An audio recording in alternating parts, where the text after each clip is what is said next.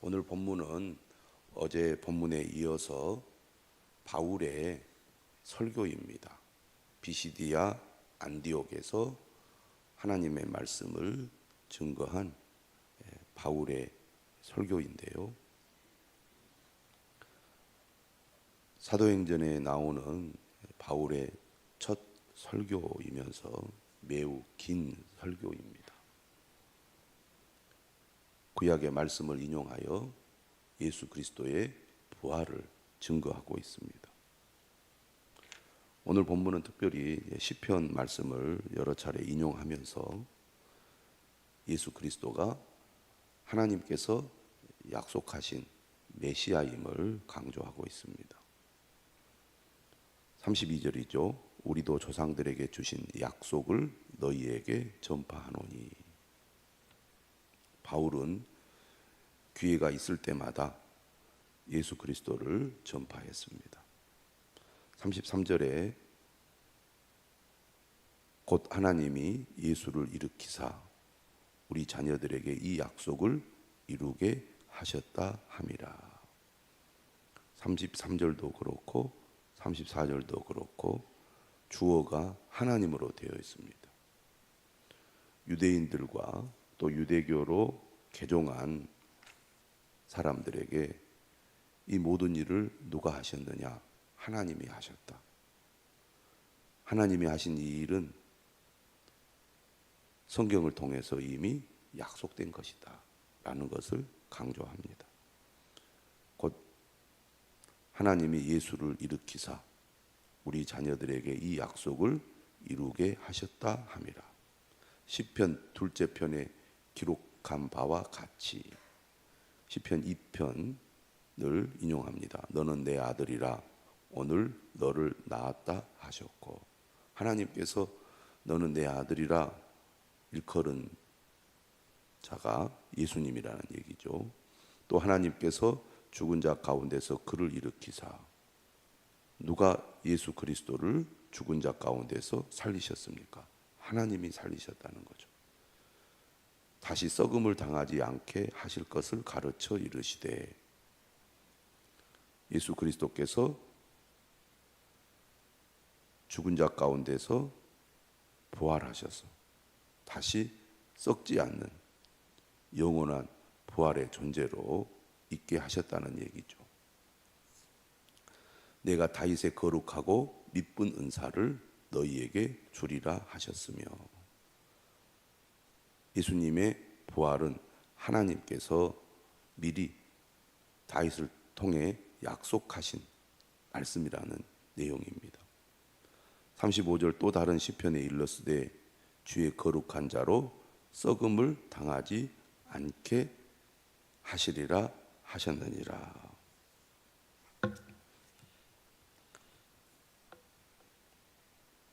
시편 16편 10절의 말씀을 인용하고 있습니다. 유대인들에게 있어서 다윗은 매우 중요한 인물입니다. 다윗과 같은 왕을 늘 꿈꾸고 있고 소망하고 있죠.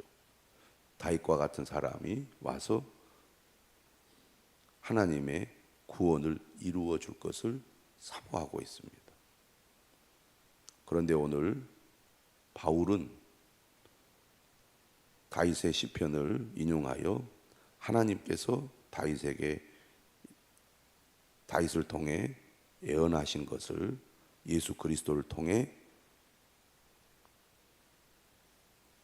이루셨다는 것을 강조하고 있을 뿐만 아니라 오늘 36절은 이렇게 얘기합니다. 다윗은 당시에 하나님의 뜻을 따라 섬기다가 잠들어 그 조상들과 함께 묻혀 썩음을 당하였으되 하나님께서 살리신 이는 썩음을 당하지 아니하였나니.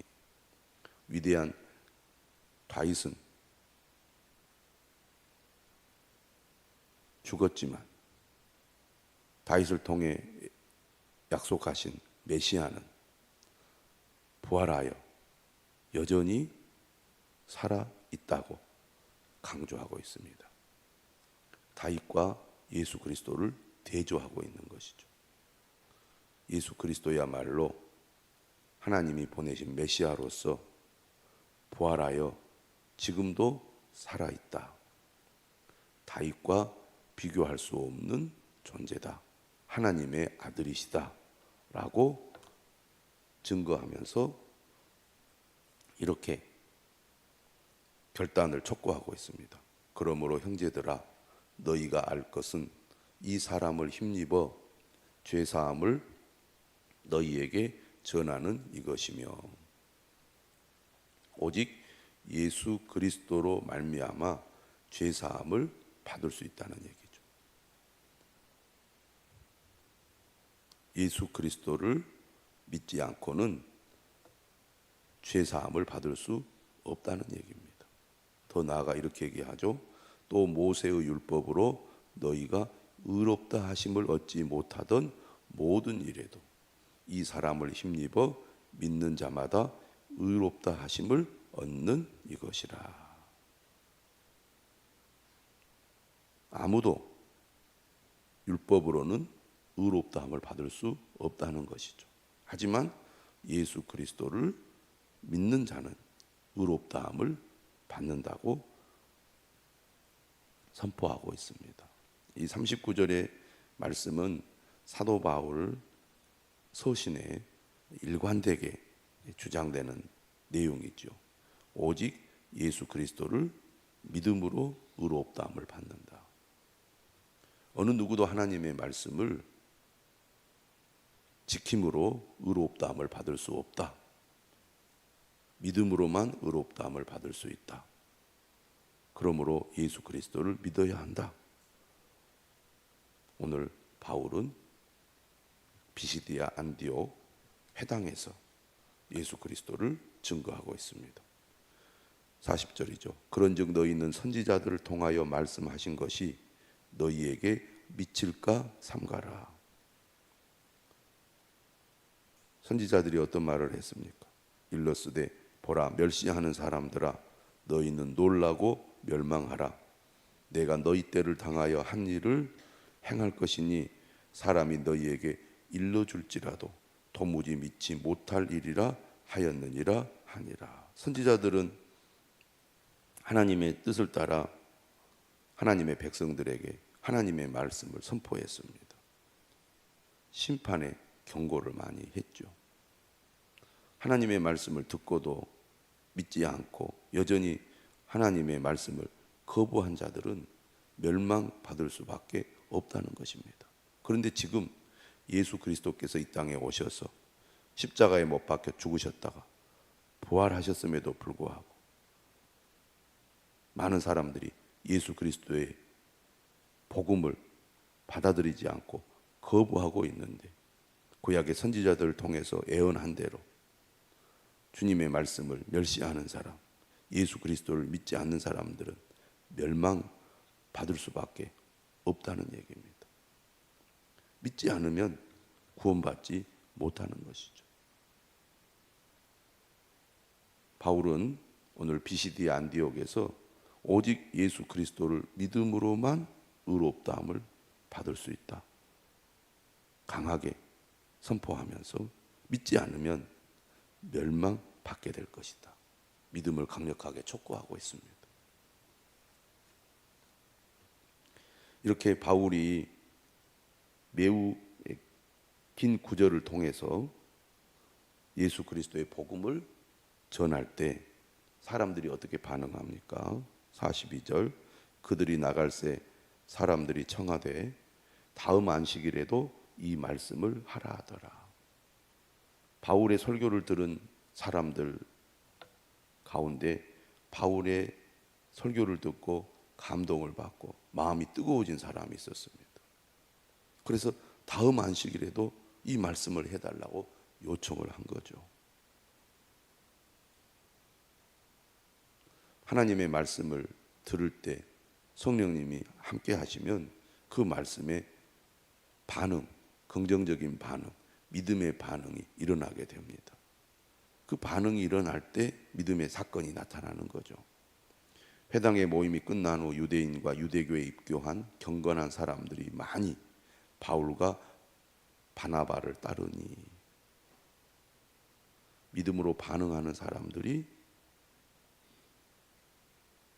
영적인 지도를 받게 되고 그 영적인 지도를 따를 때 믿음이 세워지게 되는 것입니다. 긍정적인 반응, 믿음의 반응을 보인 사람들에게 두 사도가 뭐라고 얘기합니까? 더불어 말하고 항상 하나님의 은혜 가운데 있으라 권하게 됩니다. 말씀을 듣기는 들어도 건성으로 듣고 믿음으로 받지 못하는 사람들이 있는가 하면 똑같은 말씀을 들어도 어떤 사람들은 믿음의 반응을 하고 말씀을 듣고 믿음이 생기고 또 믿음이 더 견고하게 세워지는 사람들이 있습니다. 전자가 그런 사람들이죠. 그런데 바울의 설교를 듣고 모두가 다 똑같은 반응을 한 것이 아니었습니다. 44절 그 다음 안식일에는 온 시민이 거의 다 하나님의 말씀을 듣고자 하여 모이니 소문이 난 거죠.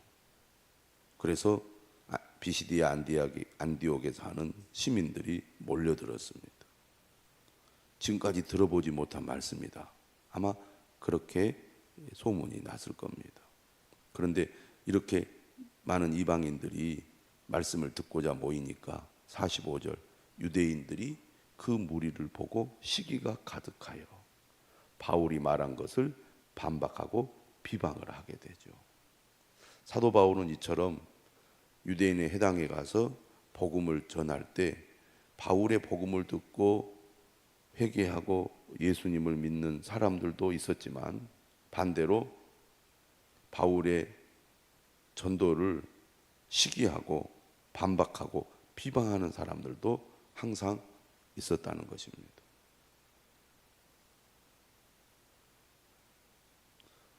오히려 유대인들이 구약의 말씀을 더 잘 알고 하나님을 잘 믿는 사람들인데 예수 그리스도의 복음을 그들이 깨닫지 못하고 받아들이지 않고 있다는 것이죠. 전혀 모르는 사람들이 예수님을 믿는데 어느 정도 잘 알고 있는 사람들이 오히려 믿음으로 받아들이지 못하고 있는 겁니다. 하나님의 은혜가, 하나님의 성령이 어떤 사람들에게 임하고 나타나느냐? 유대인들에게 임하고 나타나는 게 아니라 지금까지 하나님을 모르고 살았던 이방인들에게 하나님의 은혜가 더 강력하게 임하고 있습니다. 지금도 어떤 사람들에게 하나님의 은혜가 더 임할 때가 많습니까? 하나님을 전혀 몰랐던 사람, 하나님의 말씀을 전혀 몰랐던 사람들이 오히려 말씀을 듣고 은혜를 받고 믿음으로 반응합니다. 성경을 조금 안다거나 과거에 조금 교회를 다녔다거나 이런 사람들이 알기 때문에 오히려 더 믿지 않고 받아들이지 않는 경우가 많이 있습니다. 지금 비시디아 안디옥에서 그런 일이 일어나고 있는 것이죠. 기회가 유대인들에게 먼저 주어졌습니다. 하나님을 믿고 예수 그리스도를 따르는 기회가 그들에게 더 우선적으로 주어졌음에도 불구하고 오히려 유대인들은 시기를 합니다. 이방인들이 더 열심으로 믿는 것이 마음에 들지 않았던 거예요. 이방인들이 따른다는 것은 뭔가 문제가 있는 것이 아니냐 그렇게 생각했던 것 같아요.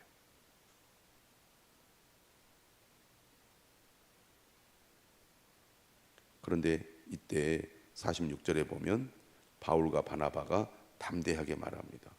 반박하고 비방할 때 물러서지 않죠. 이르되 하나님의 말씀을 마땅히 먼저 너희에게 전할 것이로되 너희가 그것을 버리고 영생을 얻기에 합당하지 않은 자로 자처하기로 우리가 이방인에게로 향하노라. 우리가 말씀을 보면 바울이 일부러 이방인들에게 복음을 전하려고 했던 것이 아니었습니다.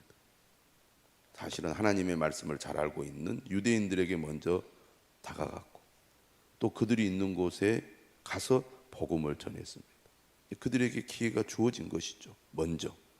문제는 그들이 그것을 거부했다는 것입니다.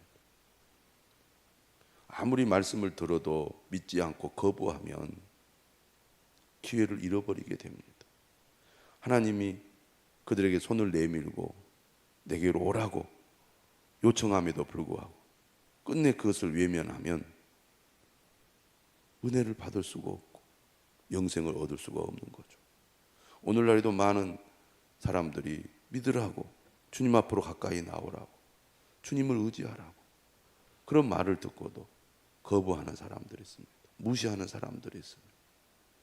하나님께서는 오늘도 우리를 부르시고 우리를 찾으시지만 여전히 바쁩니다. 싫습니다. 이렇게 거부하고 하나님을 멀리하는 사람들이 얼마나 많은지 모릅니다. 교회 밖에만 그런 사람들이 있는 게 아니에요. 교회 안에도 그런 사람들이 많이 있습니다. 회당 안에 유대인들이 예수 그리스도를 거부한 것처럼 오늘 교회 안에도 믿음의 길로 나아가지 아니하고 세상의 길로 나아가려는 사람들이 많이 있다는 겁니다. 결국 복음이 누구에게? 이방인에게로 향하게 되는 거죠. 요한계시록에 보면 하나님의 말씀을 거부하게 되면 촛대를 옮기시겠다고 주님께서 말씀하지 않았습니까? 기회를 줌에도 불구하고 계속 그 기회를 놓치고 그 기회를 무시하면 촛대가 옮겨질 수밖에 없는 것입니다. 하나님의 은혜가 우리나라에 임하여 예수 그리스도를 믿는 수많은 사람들이 생겨나서 구원을 받았습니다. 그런데 복음 전도를 소홀히 여기고 복음 전도의 사명을 감당하지 못하면 점점 예수 그리스도를 믿는 사람들은 줄어들게 되고 결국 주님이 촛대를 옮길 수 있습니다. 서구 사회가 지금 그러한 방향으로 가고 있죠. 우리도 그렇습니다. 우리 자녀 세대들이 복음을 외면하고 있습니다. 들으려고 하지 않습니다. 무시합니다. 멸시하고 있습니다. 결국은 구원을 받지 못하게 될 것이죠. 오늘 본문에 바울과 바나바가 이렇게 말합니다. 주께서 이같이 우리에게 명하시되 내가 너를 이방의 빛으로 삼아 너로 땅끝까지 구원하게 하리라 하셨느니라 하니. 유대인들이 거부하고 있기 때문에 복음은 유대인에게서 이방인으로 흘러가게 될 수밖에 없다. 이렇게 주장합니다. 그런데 48절 이방인들은 어떻게 반응합니까? 이방인들이 듣고 기뻐하여 하나님의 말씀을 찬송하며 영생을 주시기로 작정된 자는 다 믿더라. 주의 말씀이 그 지방에 두루 퍼지니라. 말씀을 듣고 기뻐하는 사람, 그 말씀을 듣고 믿는 사람이 구원을 받는 겁니다. 우리 모두 하나님의 말씀을 듣고 기뻐하는 사람, 하나님의 말씀을 찬송하는 사람 될 수 있기를 바랍니다. 하나님의 택한 자는 반드시 믿게 될 거라는 거죠. 복음의 물줄기가 완전히 방향을 틀었습니다. 유대인에게서 이방인에게로. 예루살렘 교회의 폭발적 부흥을 생각해 보면 안타까운 일이죠. 성령이 유대인들에게 먼저 임했고 유대인들의 중심 도시인 예루살렘에 놀라운 부흥의 불길이 타오르났는데 그 불길이 이제는 이방인으로 넘어간 겁니다. 우리나라의 복음이 어디에 전해졌습니까? 물론 전국적으로 전해졌지만 19세기 초에 평양에 강력한 성령의 역사, 복음의 역사가 나타나서 조선의 예루살렘이라고 불릴 정도로 평양에는 수많은 그리스도인들이 생겨났습니다. 하지만 어떻게 되었습니까? 복음의 문이 닫혀버리니까 그 구원의 역사가 남쪽으로 이동한 거 아닙니까? 지금 북쪽은 완전히 어둠의 땅이 되고 말았습니다. 거부하면 결국은 구원을 받지 못하지만 환영하고 기뻐하며 구원이 임하는 것입니다. 오늘 우리는 이러한 믿음으로 기뻐하며 찬송하고 있는데 우리 자녀 세대들이 무시하고 거부하면 구원을 얻지 못하게 될 것입니다. 그러므로 우리도 복음을 전하는 사명을 잘 감당할 뿐만 아니라 우리 자녀 세대들이 정말 이방인들이 듣고 기뻐하여 하나님의 말씀을 찬송한 것처럼 우리 자녀들이 그런 은혜를 받도록 기도해야 될 줄로 믿습니다. 이렇게 하나님의 은혜가 강력하게 나오는가 하면 또 여전히 반대하고 박해하는 사람들도 바울 일행에게 나타납니다. 50절이죠. 이에 유대인들이 경건한 귀부인들과 그 신의 유력자들을 선동하여 바울과 바나바를 박해하게 하여 그 지역에서 쫓아내니. 유대인들의 박해는 끈질깁니다. 지독하죠. 믿지 않는 것도 문제지만 믿는 자들을 박해하는 것은 더 문제입니다. 그런데요, 이런 박해를 받는 이 바울과 바나바의 반응을 보십시오.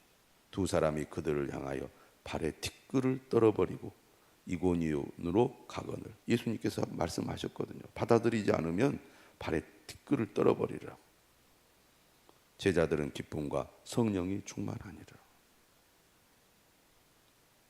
비록 바울은 그 지역을 떠났지만 또 다른 지역으로 가서 복음을 전했습니다. 오늘 우리도 주님을 믿고 섬기는 일에 늘 걸림돌이 있고 방해가 있고 반대가 있습니다. 그러나 그것이 우리를 막지 못할 것입니다. 우리의 믿음을 꺾지 못할 것입니다. 성령이 우리와 함께 하시기 때문입니다. 기쁨과 성령이 충만하여 어떤 어려움 속에서도 믿음을 지키고 믿음의 삶을 살아가고 사명을 감당하는 저와 여러분들이 되시기를 주님의 이름으로 축원합니다.